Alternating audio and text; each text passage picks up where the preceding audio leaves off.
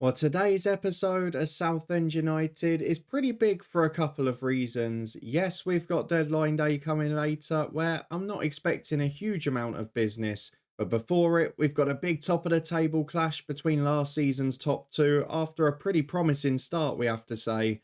And we've also got to introduce another signing from the last few weeks, who is now the second biggest in the club's history.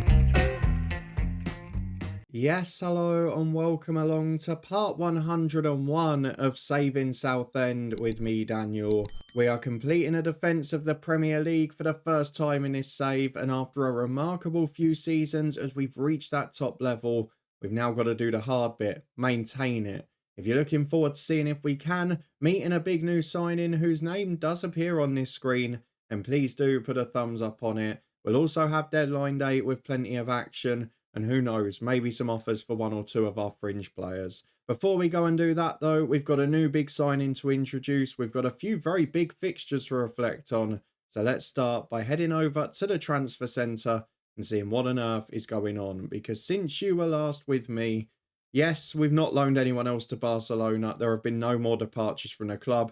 Is a fair comment from the last episode, isn't it?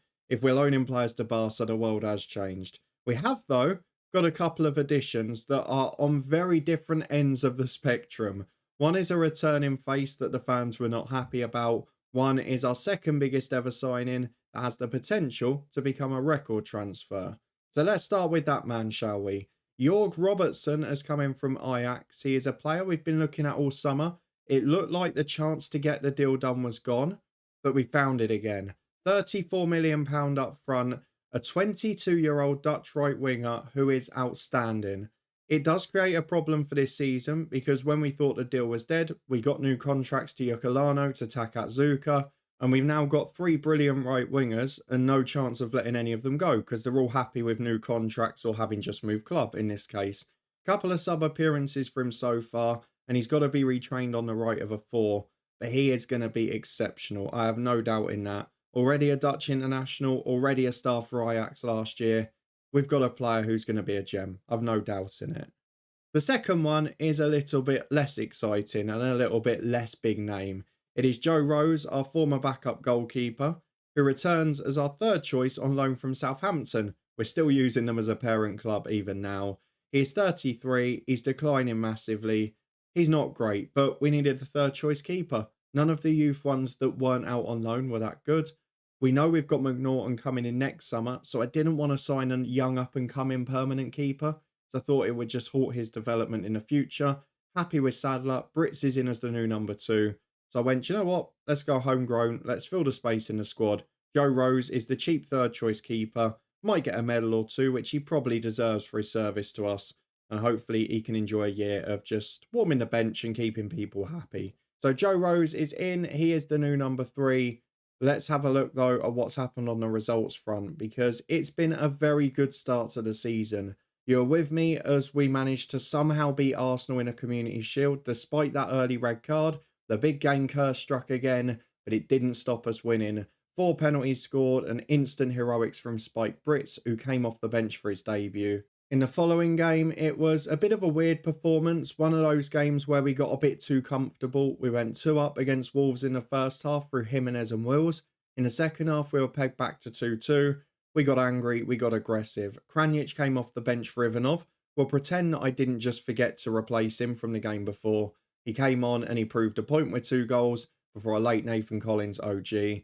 Against Manchester City at home, I'd go as far as to say one of our finest performances at a save. No adaptations, we just went full aggression, full out attack, and we were brilliant. A 3-1 victory. Yes, it was 1-1 for a long time, but we always looked like the dominant force. And Dion Kranjic again got a couple. He started this season well, as has Joe Wills, who picked up 1 there, and 2 away at Tottenham Hotspur. Bit of an end-to-end game this. We went 1 down, equalised from the kickoff with Yokolano. Went 2-1 down, equalised pretty much from the kickoff with Joe Wills. Then we went 3-2 up before a really unfortunate own goal. Memic came back off the bench after his long-term injury and one just hit him. It was going miles wide, hit his leg, went in at the near post. What can you do? So a 3-3 draw there. We have avoided Manchester United in the Carabao Cup, but West Ham away is a tricky one, so maybe we won't be able to rotate quite as much as we'd like. It is only 3 days after this Liverpool game too. We've also got a Champions League draw that I would argue is less than favourable. We have a look at the teams we're facing. Leipzig away from home is not great. Hoffenheim at home we've probably got to win. Galatasaray away should be a winnable match, but then Atletico Madrid at home is tough. Hibs at home should be winnable. We've also got more Scottish opposition. Rangers at home in January. Lask away is one that we should be winning comfortably. And hopefully, we don't need a win at City away in the final group stage match. Let's move on to today though, where we're going to be facing Liverpool. The side that ended up sneaking second last year because Manchester United fell away at the end. And a side that, after their administration and their bounce back and regeneration of a squad, are looking like our closest competitors this year. They're certainly a lot stronger than my voices at the moment, and they're currently top of the league after 3 wins out of 3. I will say though, playing Sheffield United, Norwich and Brighton, they've not had as tricky a run of fixtures as us. And again, looks like in the Carabao Cup, they've got a slightly easier draw as well. So we're going to go and get through to this, and while we do so, I'll show you the table because there are some concerns at the start. Manchester United have picked up 1 point from their first 3 games. Yes, they had a tough away one at Arsenal, but home games against West Ham and I think Everton, and they've picked up 1 point. That was in their last game at home. So very poor start for them. They seem to be having one of those seasons, which it does seem to happen to every side every 3 or 4 years. One of the big 6 has to have a stinker. There's a few others that haven't started that well, but most on 6 points or above, I would expect them to be contenders. Let's go and get through the tactical meeting though, because we want to have a look at what players are wanted from our club. It is deadline day in the next 1 or 2 days. We've lost one to injury in Bernberg, who now won't get interest, which is great. We've still got this situation with De Angelis. And weirdly, the other one is still Baranda, who every window gets interest from Saudi, but we never seem to get that deal. If we do get one this time of 25-30 million, I'd kind of be inclined to accept it. He's a very good squad player. He's really useful to have. He's versatile along that back 4. But he's not at the level now. He's one of that next group, like maybe last year we had with Harrison and Hugill. When we next have a regeneration of the squad, it's going to be the likes of Baranda, Takatsuka, Parker, those early Premier League heroes who perhaps just aren't good enough now. For the rest of it, I think it pretty much picks itself. We know Ivo Torres now, a 2 million bargain, can just come in and fill the midfield slot, nice and easy. We've got Robertson on the bench, which means Takatsuka has dropped down the pecking order a tad. And we are going to have to go for Baranda, I think, on the bench just to make it a bit stronger. But we've got a really good squad now. A team that can adapt, a team that can compete at every level. We've had Vasquez absolutely flying since he got that ridiculous red card. So I might even bring him in from the start state, give him an opportunity. And at the moment, the only decision is right back, where Memic isn't quite fit. Rakowski's come in and he's done okay. So I'll probably stick with him for this one. It means our 11 in full is Jude Sadler in goal. De Angelis and Rakowski the fullbacks, with Herbert and O'Day as centre-half. Torres comes in alongside Jimenez in the middle. Vasquez and Yucolano makes it a full South American midfield 4. And then Kranic, the Croatian superstar, is up front alongside Wills. Both of them scoring regularly already. No goals for Ivanov or Carr off the bench. With 4 quality strikers, it's a nice problem to have. Let's see if we can beat the table toppers and get back in charge of this early title race. As we do so, let me talk to you about today's partners and what they can offer you. A special discount to help with your pre-match meal. And then we'll head into the game against top of the table Liverpool. HelloFresh are on a mission to make your meal times easier with pre-portioned ingredients, quick and easy recipe cards, and plenty of treats we can get on board with too. Get 60% off your first box plus free dessert for life by clicking a link at the top of the description. Sounds good, doesn't it? I've tried it before, I'm a big fan of the brand, and have helped with my weight loss this year too. There's healthy options available, so why not grab your discount and give HelloFresh a go from the description below. Well, here we go. As just 2 originals remain at Liverpool now, we've got Doak and Sobersley in the starting 11. Otherwise, a few players we've tried to sign before, the likes of Meza, Marconi fall into that group. On the bench, they've got quality players, Jamie Ferguson, another we've tried to get in the past. It's a good Liverpool team, and to be fair, having got all those big earners off the wage bill after administration, they've bounced back so well to bring in a young team of players in that sort of lower bracket, a bit like us really, at 20-30 million a player. and they've really taken themselves to the next level. So big credit to them. Let's go and get into the first half though. Steve Tilson Park is ready. We're unbeaten this season. We want to continue that against Liverpool. Let's see if we can. Well, not the greatest of starts because with 2 minutes gone, we're on the back foot already as Bendo gives it away to De Angelis. Vasquez, can you avoid a stupid red card today? I'm giving you another chance. Make it count. That's not great defensively. Oh my word. Was that Herbert who just passed it straight to their number 10?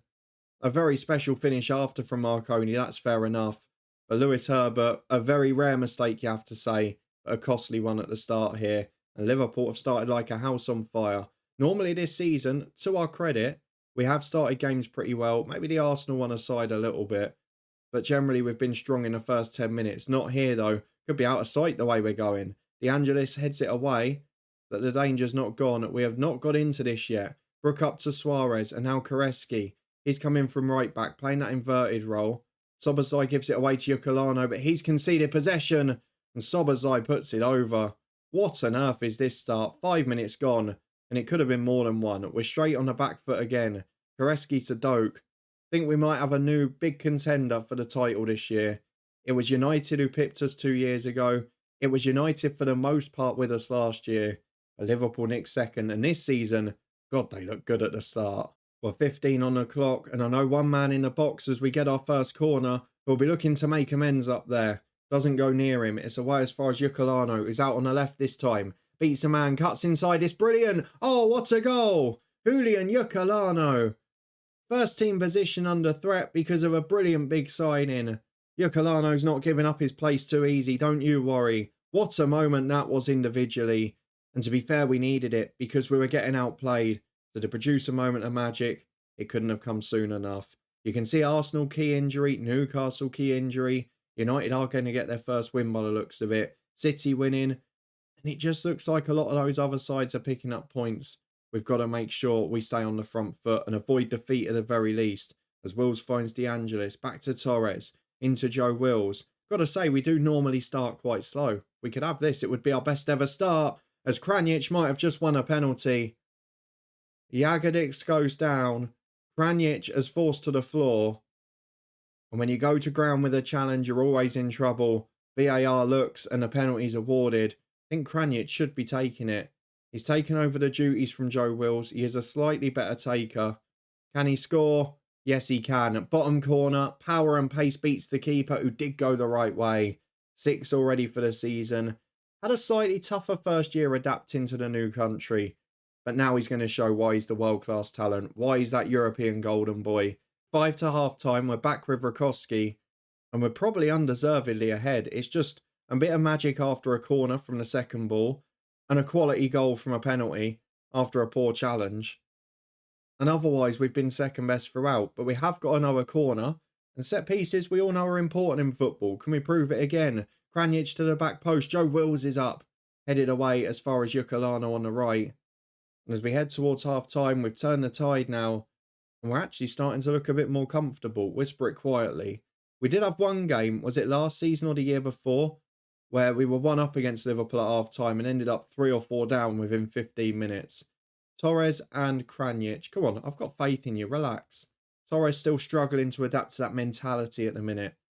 Into the second half. We're on the front foot again. De Angelis throwing into Vasquez. Why on earth would he want to leave De Angelis? He goes inside to Yukulano. Drifting in from the right. Having a barnstorming game. Vasquez down the left. He's also doing well. And he set up a goal for Kranjic. Even when we're not playing well, we're producing goals against the top sides. By no means is this as complete a performance as we saw in the City game.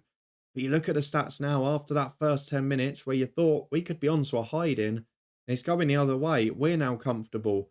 We're winning by 3 goals to 1. Nearly 65 on the clock. We will look at some changes. You can see Joe Wills struggling physically. We've got Jimenez and Torres in the middle. Not quite at top form. I want to go for a sense of the familiar. So I'm going to take Torres off for Kivrakidis, who by no means a disappointment or a downgrade, is he? He's a very good player. Just maybe a year behind in his age and development. And then Joe Wills up front. Do I go for Carr or do I go for Ivanov? I think this is time that we get Ashley Carr introduced. He's doing okay. He just needs that moment. And I feel if Liverpool attack us, There are possibly goals for him here. I'm going to put him on. We're going to switch Kranic over. Not a bad option to have, is it? We've got 25 to go. Not going to change anything defensively or go nuts yet. We're comfortable. We're doing okay. So let's not make too many subs, especially when we've got a League Cup tie in a week. However, with 15 to go, Vasquez is now struggling and on a booking. I'm a little bit haunted by that Community Shield final, so Adamson is coming on there. Rakowski's playing well, so I'm not going to give Memic his minutes here. He can just start in midweek. We've got Robertson, we've got Ivanov. I don't think it's worth bringing them on yet. The only one I would take off is Jimenez. In fact, we will do it. We're going to bring Memic on and we'll put Rakowski in midfield. It's something we've done before a couple of times. It leaves one more change in case of an injury or a late one needed. Maybe if Kranic can get a hat-trick, we can take him off. But this has been one hell of a response to a very poor start. So I think with 7 to go, we'll go for Yukulano, who's tired. And we'll bring on Jorg Robertson, just so you guys can get a first look at him. He's on the right-hand side. Can he have a moment? The dream would be Robertson down the right, sets up a goal for Carr. Not sure we're going to get that. I think I'd just be happy to keep it 3-1 for now. As Adamson nicks it on the left for Robertson. Through to Carr. It's not happening, is it? Oh, it's a slide tackle on him. Falls to Kranic, who's blazed it over the bar. Oh, that was one of his best chances of the game. Should have been a hat-trick, but it could have been the moment. As it is, though, 5 minutes added on. A brilliant, ruthless performance. But are we going to concede a second? Soboslai puts the corner in. De Angelis away. Robertson flicks it on. And Adamson's there. He's brought down, but Carr's running onto it. He's got the whole pitch to himself. You're not going to get a better chance for your first Southend goal. Carr's in. Oh, he's hit the side netting. Just not got that confidence at the minute. It should have been the moment. He drifted onto his left for some reason. But it doesn't do much to dampen what has been a brilliant day. A great result and an okay performance. Second half, we blew them out the water. And it's another brilliant victory to start the season. To pick up 10 points from those 4 opening fixtures, I'm thrilled with. So let's get ahead to deadline day and see what happens in the rest of the window. Any of our fringe players on the move? Or will it be a nice quiet one so I can get tucked up in bed early? Well, here we go into transfer deadline day, and I'm not sure it's going to be as quiet as we'd initially intended, because I've had a little bit of a look at the squad and a thought about where we could improve, and I am going to maybe go and look for a temporary centre-half for this season, because Peacock and Hansen are out on loan to get important football at Barcelona and Sheffield United respectively, but it does leave us with just Rakowski and Parker as backup, and as we've seen, Rakowski's having to play right back a bit, so we can get a centre-half on loan who will maybe just be happy to be a backup, or is a young player we can offer a bit of football and training time to, then that would be brilliant. We've also got to deal with the situation at right back. Our director of football is trying his best to get us to sign this guy, Ashley Clifford. Now, I do think he's available for loan, isn't he? But the fee is astronomical, and I don't think we're going to be doing it. However, if Baranda goes, we are going to need another right back as well. So that is a deal that we may have to look at later in the day. You can see Baranda linked with a move away, as is De Angelis, but I'd be pretty inclined to keep him. Maybe next summer, because he's only got 2 years left on his deal, we might have to change our approach. But for now, going to try and keep hold of him. Harrison Parker will stay this year. He's homegrown at the club, and we've got 1 more year before the likes of Bernberg and that become homegrown at the club and over 21. So we need him for the Champions League this year. Then next year he can go and move on. We'll see if any of these others come in. We won't be signing a centre-half for 45 million. I have full faith that the likes of Hansen or Peacock will make it. So it's more likely we'll get a loan deal. And you can see there's already one in the offing. Lothar Alakna is a player from Bayern Munich we've offered a loan deal to. It does include a potential future fee if we want it. So I'll keep him a bit of a surprise for now. If the signing goes through, we'll come and meet him. With 15 hours to go, in addition to that, it's more about what happens with the outs, because there are a few players still wanted. We're just 1 hour in, and I've been looking at potential solutions to the right back issue, and I think I'm going to take a different approach. Let's sign a player for the future, because Rakowski could still be the backup right back if we lost Baranda, and then it doesn't matter if Baranda stays as well. We've not got an extra big player on the workload. But this guy is a player who for the future could be a gem. Again, I'll keep it a secret until the deal is hopefully done. But a 17-year-old for 1.9 million from Hajduk Split, very much looking for the next Memic while we've still got the current one. We're 2 hours in now, and there are offers flying about from director of football, from things that we're doing. So let's just see what's going on. We have got an offer for George. That is that centre half who we looked at the start of the day. He was linked with us for 25 million. Like so many in FM24, I don't know if you've had the same in your saves. So few centre halves are 6 foot or taller. 5'11" again. Jumping reach is a letdown. So he is not going to be coming in, no matter what the director of football does. Hector Sanchez is one we had looked at before. He is 6 foot, not the best in the air. And he is someone we thought about signing, but I just don't think he's quite our level. I know I'm sort of contradicting myself because he's got exceptional positioning. He's brilliant at the pace. He's brilliant at the anticipation, all the things I like. If we have a look at his request, he wants over 100 grand a week. I mean, in theory, it's not a bad deal, is it? But I'm looking at the ones we've got. Maybe I should be trying to sign him. I don't know. Let's see what we can do. I'm just thinking about the future. Is it the right deal? Do you know what? I might try and kibosh that deal. We'll wait and see. Let's suggest the terms, see what they ask for. They want 16 million. We'll try and work it down a little bit. But otherwise, I think that's a fair deal. We'll try and sign him as well. We could end up having one of our busiest ever deadline days. A few other players we've been looking at that won't be coming in. Though there is another centre half there. Guess what the problem is? Jumping reach. Memic is almost back to fitness. We've looked at a right back that might even be better than him in the future. So let's move on through the rest of the day. We'll reject this deal for Jorge. It will be Sanchez if we get anyone. And we'll have a look at the staff meeting as well. Might be a few additions here. Might be a surprisingly busy one as we rebuild for the future. Well, it is turning into quite a busy day in the end because we've got an offer for a right back which has been accepted and we are now going for a work permit. Here's one for the future rather than now. But one for now that we've decided on very last minute is Hector Sanchez. We almost signed him at the start of the summer. And I think this is going to be instead of the loan deal rather than as well as. But Sanchez is a superstar. And for 14 million, it's another we're going to make a big profit on. We have had problems in the last years with offers for Drew O'Day, who is 27 now, by the way. Lewis Herbert is a brilliant player, but we need competition alongside. And if our scouts are right, we've got a new best centre-half at the club. I'm looking to the future. Herbert's still only 25. We've got Rakowski, who's going to be a brilliant player. But then after that, with Parker going next year, yes, we've got Hansen and Peacock coming back. But there's only 4 there. So I feel like this could be a good deal. Let's get him in, see how he does. 95 grand a week is fine at this point. So let's get Hector Sanchez into the club. We've also stopped our title rivals from getting stronger, which is another positive. Well, I tell you what, we might have just stumbled on greatness thanks to an Aston Villa offer there because Hector Sanchez is rated even better by the coaches. I'm not sure that's quite accurate, but we're not going to complain. He is rated with Bernberg as the single best players at the club. And although he's probably a ready-made player, it's not often we go and sign a 24-year-old who's at his peak. This guy is absolutely ridiculous. Let's just go and look at him again. Is he as good as they're making out? They're suggesting he's a whole star and a half better than Herbert and O'Day. Yeah, he probably is, to be fair. And it is just that positioning, the decision-making, the anticipation. His heading's not the best, but he's got a fine jumping reach. He's 6 foot, he's strong. His personality's maybe not as driven as some of the others, but he's still very good. And I just think we've stumbled on an excellent player, physically monstrous as well. That's a great signing. For the money we've paid as well, that's a fabulous deal. Very happy with that. We'll deal with the pre-match press conference and get through the rest in a minute. But we should have a young right back coming in still. And maybe that makes room for Baranda to move on.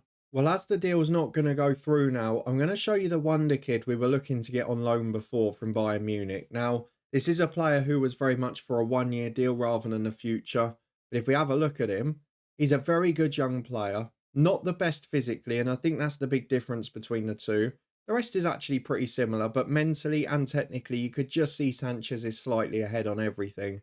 And I think for us getting that ready-made player for a fraction of the fee as well, I have no doubt that he's going to be world-class, but it's not a deal that we can afford to do. We've got young centre-halves for the future already. We don't need another one. He would have come in as a backup, but now we've got a new first choice. We don't need him. Well, it's the end of a summer transfer window that has probably been one of our most active for some time. And despite all the big signings, we have made a profit in a transfer window, which tells you how good the business this club has done is. The wage expenditure is now up into mid-table. We're finally starting to deliver when it comes to that front. However, it's sustainable because we're now champions. We're now regulars in the Champions League. And we've now got an opportunity to really push on to the next level. And maybe compete for that elusive Champions League title and a Carabao Cup, which we've still not won. I do want to quickly show you the other signing though, because I completely forgot he's not going to come in before he's 18 because he's from the EU and his work permit's not agreed till after the window. But it does look like it's going to be granted according to the scouts. So for 1.9 million and £7 a week, we will be signing a 17-year-old fullback called Dominik Ivjasic. He's from Hajduk Split. He's 17 years of age. We've not got quite the full scout report, but from what we have got, you can see he's a very good young player, and he's certainly got the potential to be a very high-level one. He's going to be joining in January if all goes well, because his birthday is in September. We have a look at the reports. Suggests 1.5 to 2 start with the potential to be anywhere from 3 and 4.5. He's a player who should outdo Baranda at the very least and become a squad player here. And joining at 18, you know what that means? He becomes homegrown at the club, which is crucial too. Let's go through to the transfer window though, because it has been a very busy month or two for us. 5 signings have come in since the new season started, but we also had those 4 pre-agreed at the start. Yes, you could maybe say Nussum is a youth development player and Rose is a backup player in the emergency case. But it's 6 or 7 first teamers. We've got a new centre-half on deadline day in Hector Sanchez, who's brilliant, despite being described as a panic buy by the media. Jorg Robertson is one of our biggest ever. Curley is going to be a great backup left-back, I've no doubt in that. Spike Britt's the new number 2 keeper. Ashley Carr, a wonderful young striker. And still for me, maybe the best signing of the save in Ivo Torres. 1.9 million for a player of that quality is something we won't be finding too often. Let's say that at the very least. We've also had a number of significant departures this summer. The likes of Mauricio for a record fee of 56 million. Hugo and Harrison, legends moving on. That Harrison fee is exceptional. And in this season, 38 million for Berek, 12 for Caljo, 10 for Obekshar, 5 for Rasmus Jensen, and a few loans as well, including Southend United loaning players to Barcelona. Soren Hansen at Sheffield United, improving with football already. The future is bright for Southend United, and I'm really looking forward to hopefully, for the first time ever in one of these saves, having time to create a dynasty at the end as well. So we're going to have a few years at the top level, but there's plenty we haven't done yet. Let's have a look at the schedule for when we're going to be back. And I've got to show Champions League action, haven't I? I'm kind of tempted. I know you guys like them. We'll ignore all the off-pitch stuff. We're going to do the triple header. The only 3 games in October, unless we get through in the Carabao Cup and that ruins it. The plan is we will do United, Galatasaray, Arsenal, a triple header in Europe. We should beat Galatasaray comfortably, but the 2 league games are absolutely massive. If not, if it does get spoiled by the League Cup schedule, I might do the 2 after in Everton and Atletico because they're huge games as well. If you're looking forward to seeing how we get on the rest of the year and you did enjoy this one, a slow start against Liverpool, but by God did we find some form in the end. And please do put a thumbs up on it. What do you think of my deadline day signing? Do you agree with the media it's a panic buy? Or do you agree with our coaches that it's a 4.5-star signing who's going to be the best defender at the club? I'll be interested to get your thoughts. If you want to stay up to date, make sure you don't miss any of this season and see if we can push on and win one of the 2 trophies we haven't yet. And do subscribe and turn that notification bell on. We'll be back in a couple of days' time for more big action from Europe and the Premier League. But for now, you can find a new season from the coach's head up in the eye above. Our director of football has been busy throughout the summer transfer window in the Netherlands. You can also find links to the football podcast for loads of championship managerial specials and a Twitch channel where we're going to be live loads throughout Euro 2024. For now, thank you for watching, for being here as always. Your support massively appreciated. And I'll see you back here in a couple of days' time as we have a real go at the Champions League.